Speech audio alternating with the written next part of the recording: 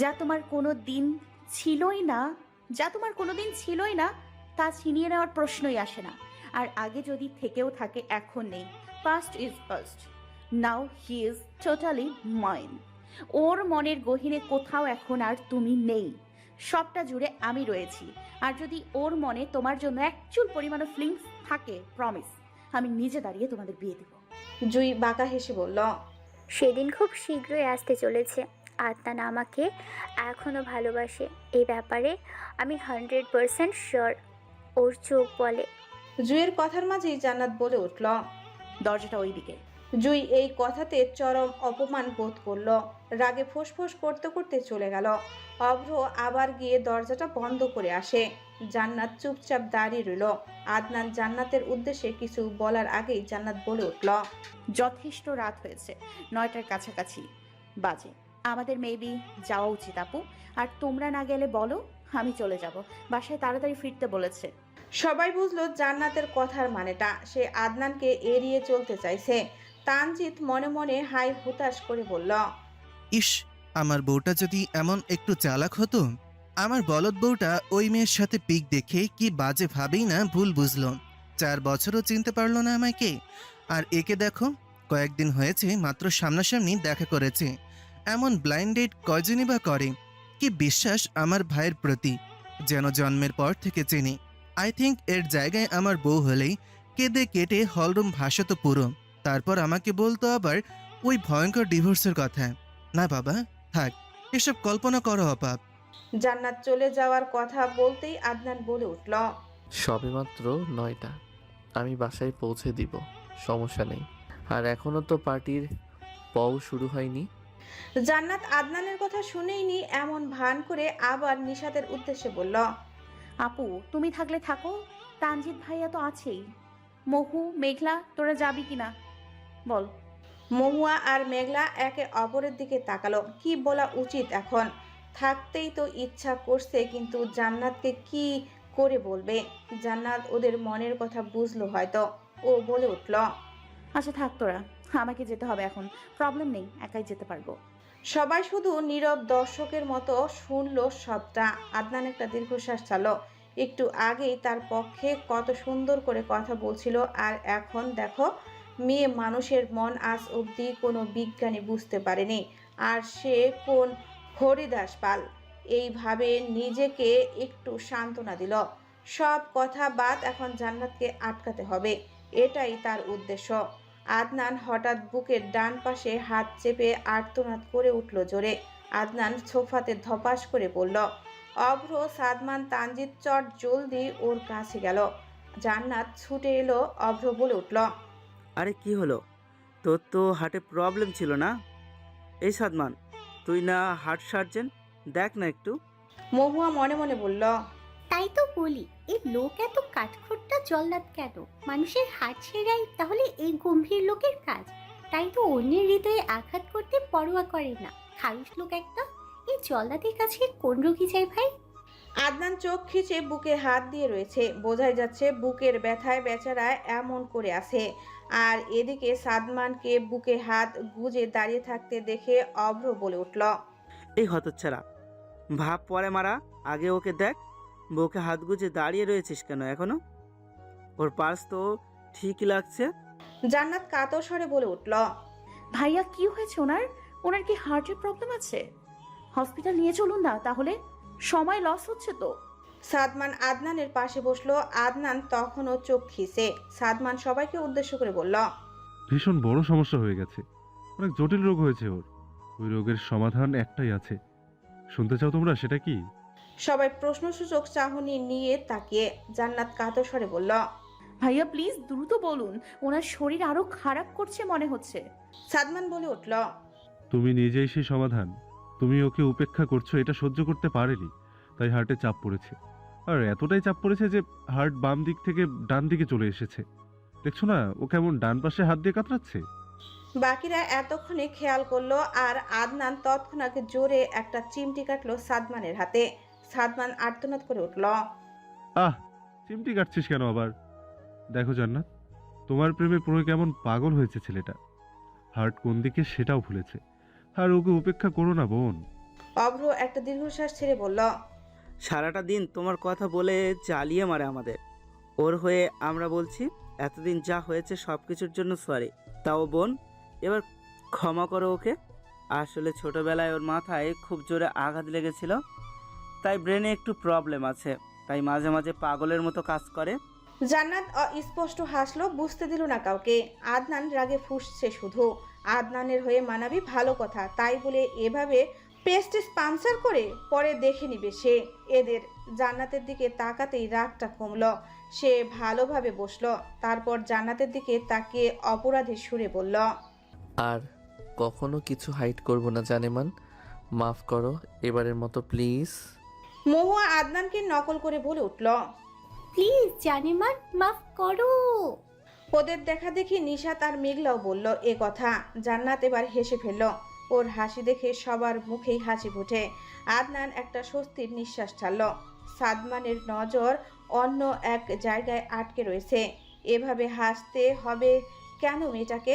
তাকে পাগল না করলে শান্তি হয় না যেন? এই মেয়ের হাসি যথেষ্ট তার হৃদয় হরণ করতে। সে মনে মনে ঠিক করলো এই মেয়ের একবার 18 বছর হোক, তারপর তাকে আর ঠেকায় কে? তার হৃদয় হরণীকে পার্মানেন্টলি আনা থেকে।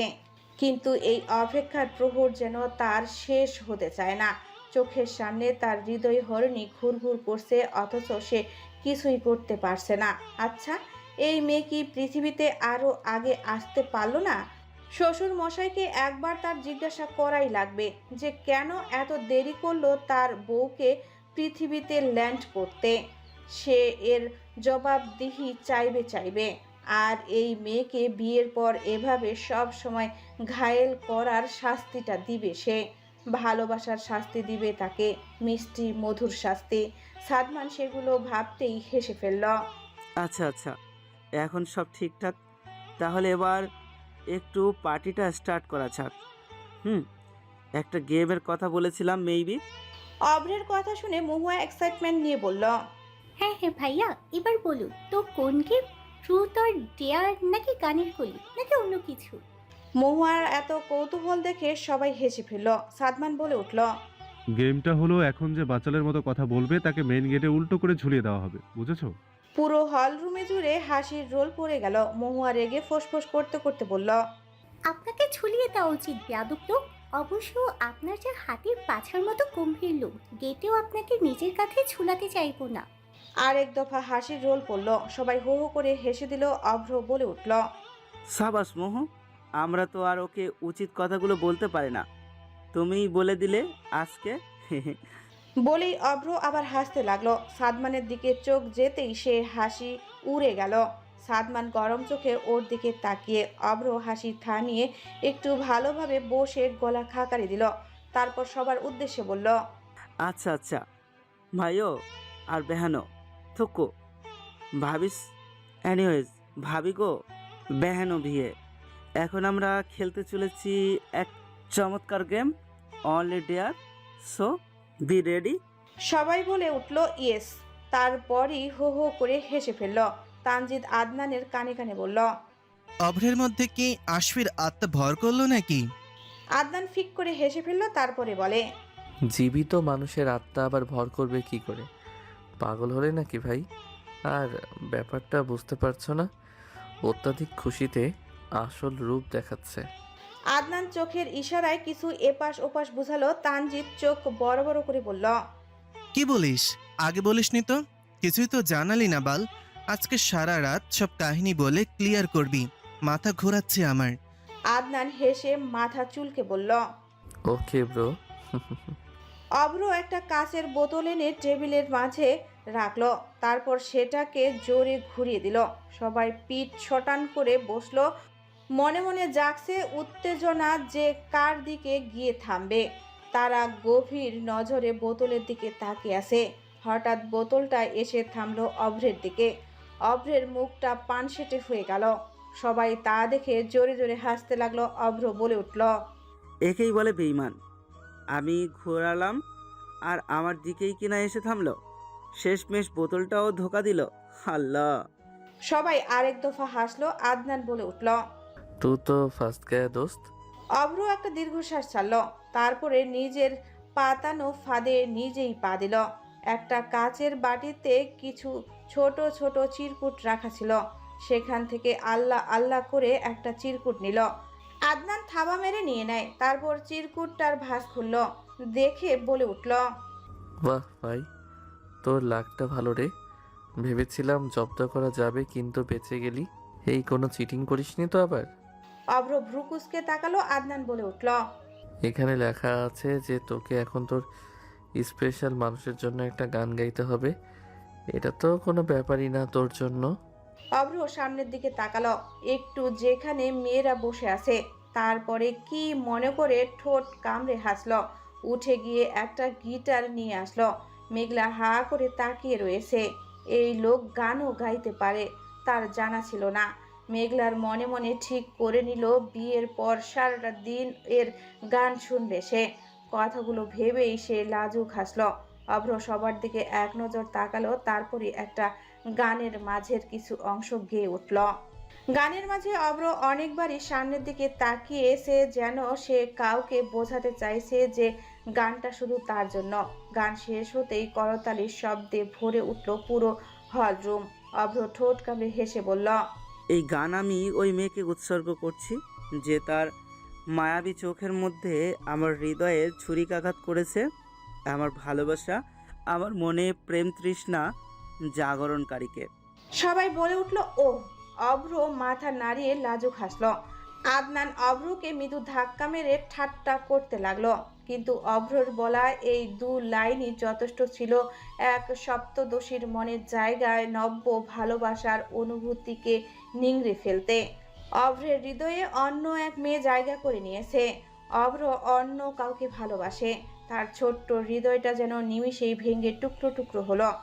সপ্তদোষীর মনের ভালোবাসাটায় স্যাদ ঘটল, ভেতরে তোলপাড় শুরু হলো তার। চোখের কান্নিসে মনের কষ্টটুকু উগরে দিতে পানির কণারা এসে ভিড় করল। মেঘলা ঠোঁট কামড়ে কান্না আটকানোর ট্রাই করছে। সে ফর্সা হলে বোধহয় এতক্ষণে চেহারাটা লাল হয়ে যেত।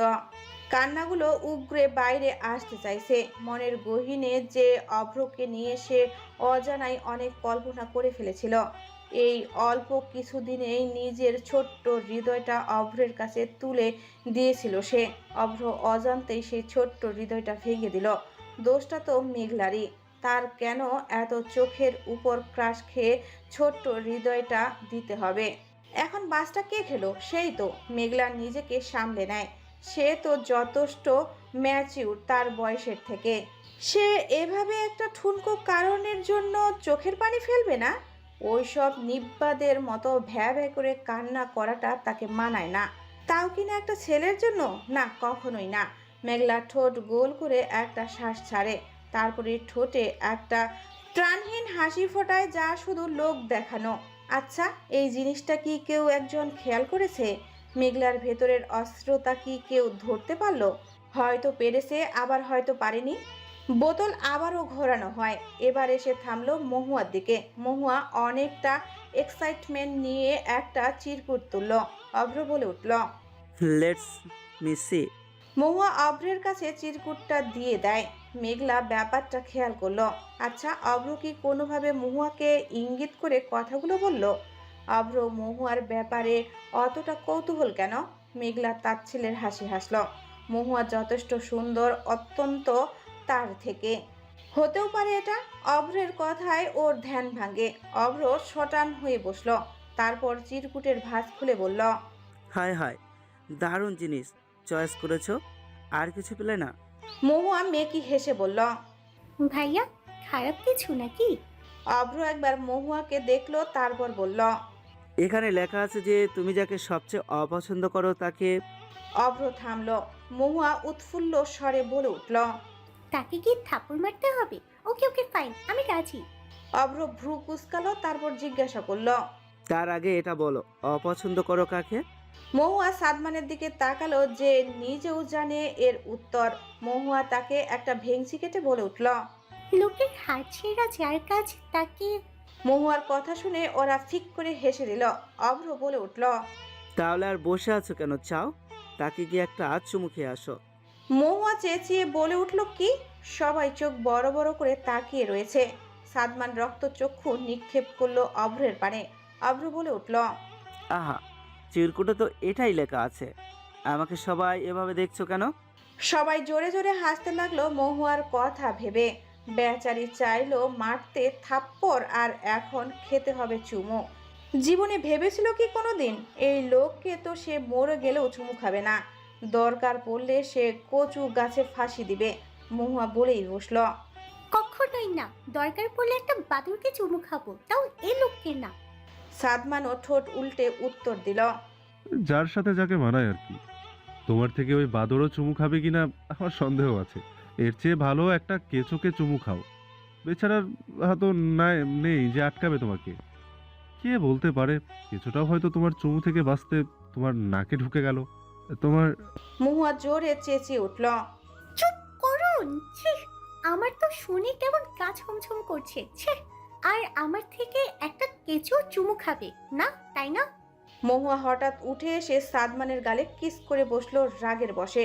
সবাই চোখ বড় বড় করে তা দেখল। মহুয়া আবার দাঁড়িয়ে রাগে ফোঁস করতে করতে বলল, আপনি কেঁচোর থেকেও খারাপ, তাই আপনাকেই চুমু খেলাম, আর ওই কেঁচোকে ভাজি করে আপনাকে খাওয়াবো আমি। কিছুক্ষণ নীরব রইল সব। মহুয়া যে রাগের বশেই এমনটা করেছে সেটা বেশ ভালোই বুঝলো সবাই। সবাই হো হো করে হেসে উঠল। সাদমান চোখ মুখ কুঁচকে উঠে দাঁড়িয়ে বলে উঠল, আমার গলাটা আজকে হারপিক দিয়ে ধুতে হবে মনে হচ্ছে। ছ্যা। মহুয়া বোকা বনে গেল। সে রাগের মাথায় কি করে ফেললো এটা? যে লোক তার গালে থাপ্পড় মেরেছে সে কিনা ওই লোকের গালে চুমু খেলো? যাতে কি মানবে তাকে? সে নিজেকে গালি দিতে লাগলো। আর সবাই এদিকে হাসতে হাসতে একজনের উপর আরেকজন পড়ে গড়াগড়ি খাচ্ছে। মহুয়া আর মাথা তুলে তাকায়নি। সাদমান সেই যে হারপিক দিয়ে মুখ ধুতে হবে বলে গিয়েছে এখনো আসেনি। সত্যি আবার হারপিক দিয়ে ধুবে কিনা আল্লাহ মালুম। পরে আবার মনে পড়লো তার হারপিক দিয়ে কোন আহাম্মক ধয়, ফেস খারাপ হয়ে যাবে তো। আবার মনে হলো সে এত ভাবছে কেন? যা হয় হোক, তার কি? ওই লোক যদি তার গাল হারপিক দিয়ে ধয়, সে নিজের ঠোঁট জমজমের পানি দিয়ে ধুবে। বাসায় গিয়ে ধুবে। জমজমের পানি তো আছেই বাসায়। অভ্ররা খেলা সেখানেই স্টপ করেছে, কারণ রাতও অনেক হয়েছে আর সবার ক্ষুধাও লেগেছে। তাই সবাই ডিনার করে নিল। তারপর তানজিৎ ঠিক করলো সে নিশাদদের বাড়ি পৌঁছে দিবে, হাজার হোক তার বউ শালিকা বলে কথা। মহুয়া যাবার আগে এদিকে ওদিকে তাকালো। না, লোকটা নেই। আচ্ছা, লোকটা কি লজ্জায় আর এলো না, নাকি রাগে? এমন গম্ভীর লোকও লজ্জা পায়? মহুয়া সেসব নিয়ে আর ভাবলো না। সে নিজেই নিজের এহেন কাজের লজ্জা পেয়েছে। সবাই গাড়িতে উঠে পড়ে। তানজিৎ ওদের বাড়ি পৌঁছে দিতে রওনা হয়ে যায়। গাড়িটা গেট পেরিয়ে চলে গেল। আর 5 দিন পরে বিয়ে। সবাই ভীষণ ব্যস্ত আজকে। মেয়েরা এখনো তাদের শপিং শেষ করে উঠতে পারেনি। আজকে আবার বেরোবে তারা। নিশাতের শপিং প্রায় শেষ। বিয়ের কোণেরটা আগে করেছে, তা না হলে দেখা যাবে বিয়ে তার শপিংই শেষ হয়নি। তাই বাকিরা আজকে শপিং করে এটার ইতি টানবে। তানজিৎরাও যাবে আজকে। অবশ্য এর আগে ওরা যতবার শপিংয়ে গেছে তানজিৎরাও তাদের সাথেই গিয়েছিল। বিয়ের দিন ঘনিয়ে আসছে, আর সেদিনের কথাটাও তারা ভুলেনি। কিছু একটা হবে যখন বলছে তখন কিছু হবেই। তাই আর একা ছাড়ার প্রশ্নই আসে না। আর ছেলেদের যে শপিং, ওটাকে তো কেউ লিস্টেই রাখে না, জাস্ট ড্রেস কিনলেই হয়ে যায়। আর মেয়েদের, থাক বাবা, পুরো শপিং মল কিনে দিলেও এদের মনে হবে তাও কি যেন বাকি আছে।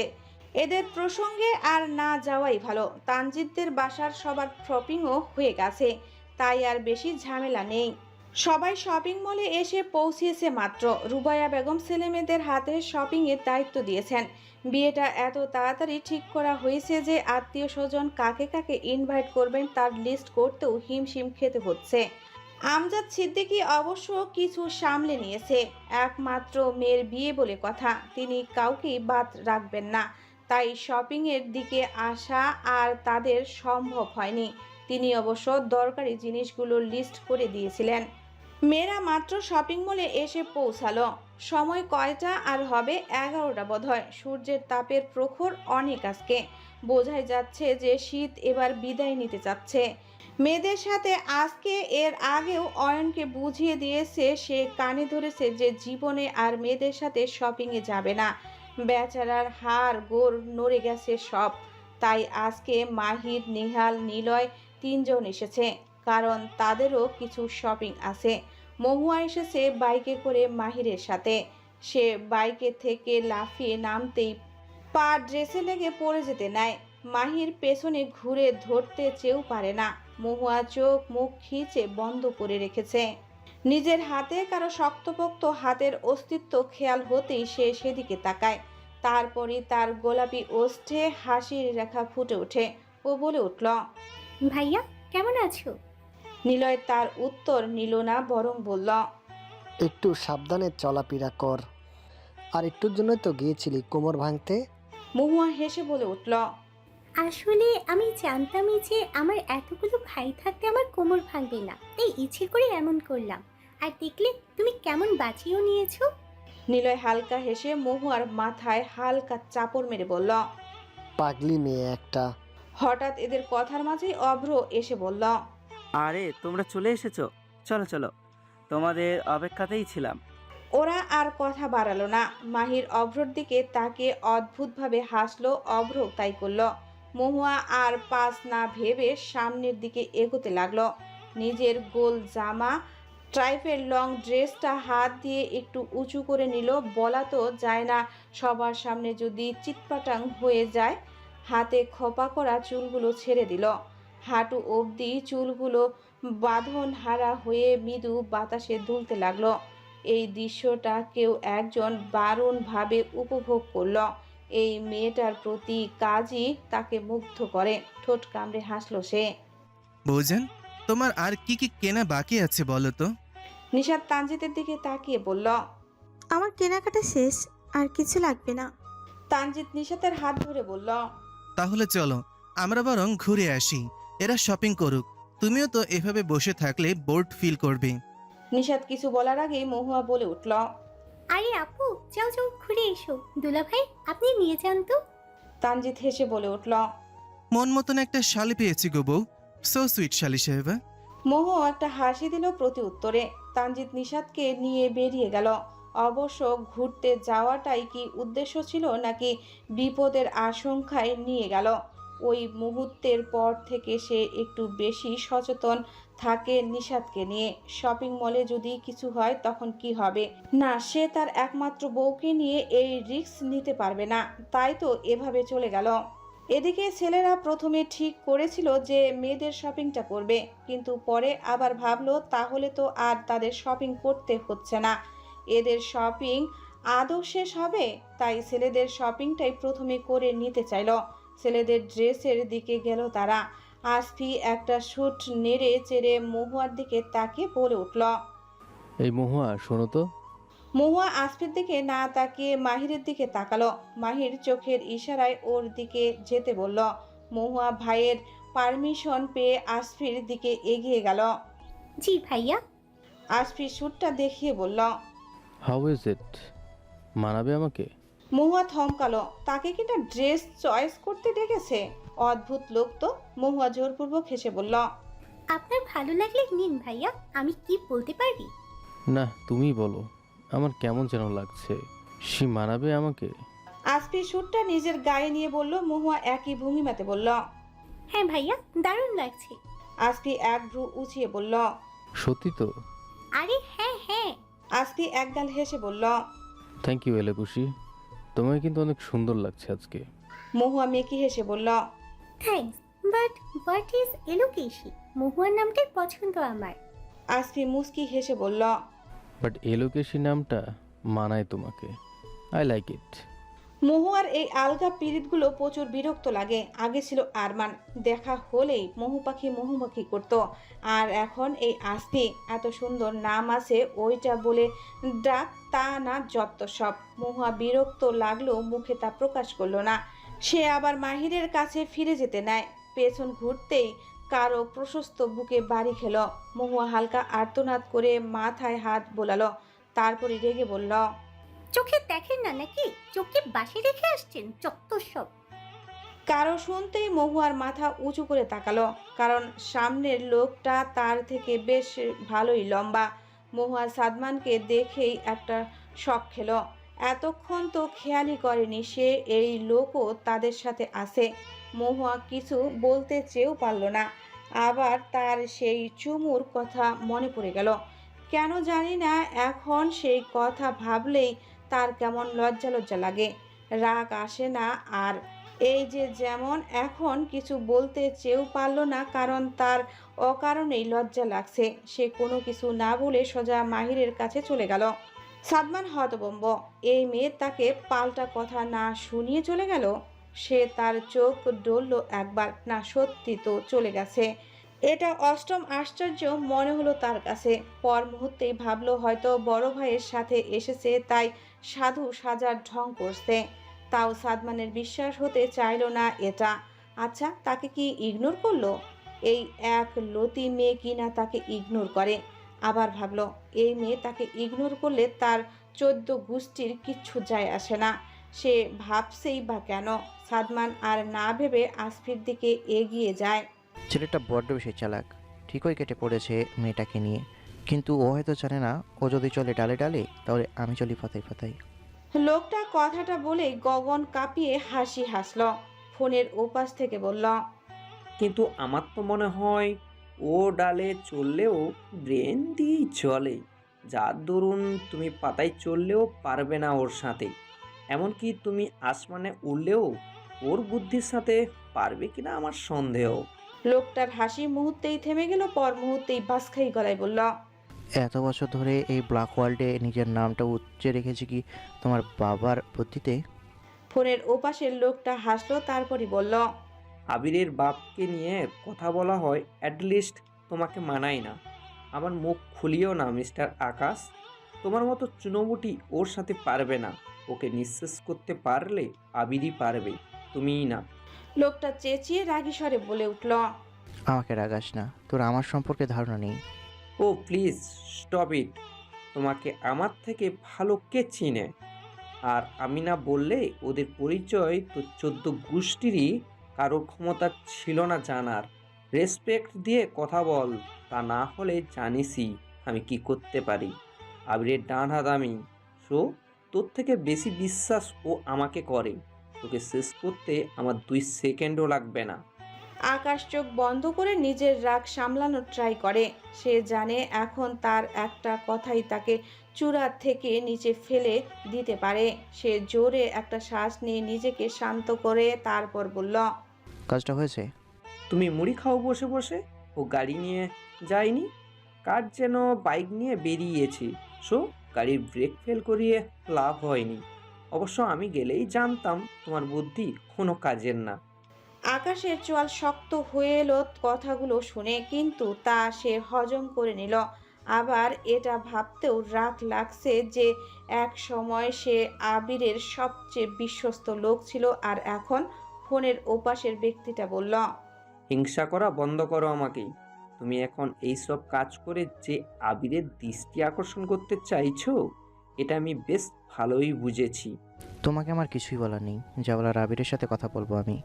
আর প্ল্যান ফেইল হওয়ার তো কথা না। আর তোমাকে সন্দেহ।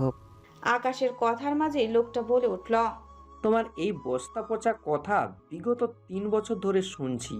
তোমার বিশ্বাস দিয়ে তো আর আমার জীবন চলবে না, তাই তোমার বিশ্বাস তুমি তোমার প্যান্টে ভরে রেখো। এনিওয়েজ, তোমাকে আমার তরফ থেকে পরামর্শ, তুমি এবার নারী সঙ্গ বাদ দাও। এরা হচ্ছে যত নষ্টের মূল। এদের সাথে থেকে থেকে তোমার অধঃপতন হচ্ছে।